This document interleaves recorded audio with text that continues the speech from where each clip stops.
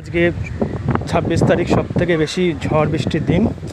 তা আজকে আমি চলে এসেছি ভদ্রেশ্বরে, হুগলি। আজকে হুগলির উপর দিয়ে প্রচণ্ড পরিমাণে 120 থেকে 30 কিলোমিটার জোরে ঝড় যাবে, ঠিক আছে। তা ঝড় অলরেডি আরম্ভ হয়ে গেছে। 11টা থেকে, রাত 11টা থেকে প্রচণ্ড ঝড় আসবে। তো বৃষ্টি পড়ছে সামান্য। হুগলি দিয়ে আসলাম, মানে এটা হচ্ছে হুগলি ডিস্ট্রিক্ট। বাড়ি থেকে বলছিল আজকে যাস না, আজকে খুব ঝড় বৃষ্টি হবে। তো তবু চলে আসলাম, কারণ জয় শ্রীরাম বজরংবলীর নাম নিয়ে চলে এসেছি, পবনপুত্র হনুমানের নাম নিয়ে চলে এসেছি। এখন যা হওয়ার পবনপুত্র দেখে নেবে, তাই না। ট্রেন চলে এসছে আমার।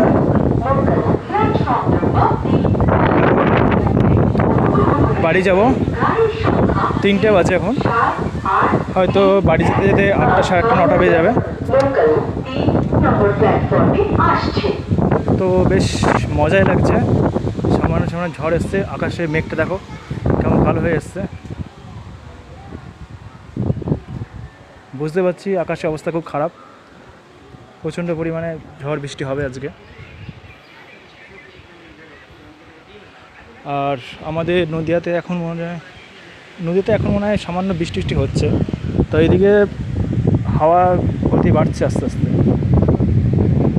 যখন 11টা থেকে, রাত 11টা হবে, তখন থেকে এদের 120 থেকে 30 কিলোমিটার বেগে যাবে ঝড়টা। আমি দেখি কী হয়, তার আগে পৌঁছাতে পারি কিনা বাড়িতে।